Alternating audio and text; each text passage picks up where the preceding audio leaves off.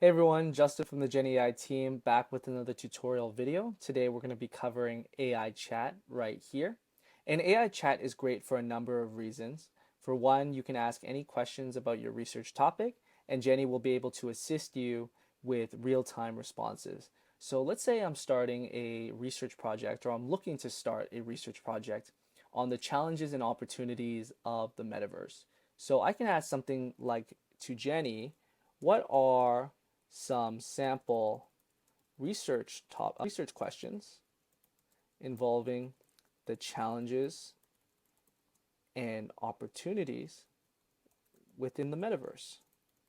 And just like that, Jenni will be able to give me a list of research questions that I can choose from, and I can pinpoint certain questions that I think are interesting and ask Jenni to go more in depth. But what's also great about Jenni is that I can also ask questions about the sources within my library as well. So all I need to do is click this at button right here, pick the sources that I want to ask questions to.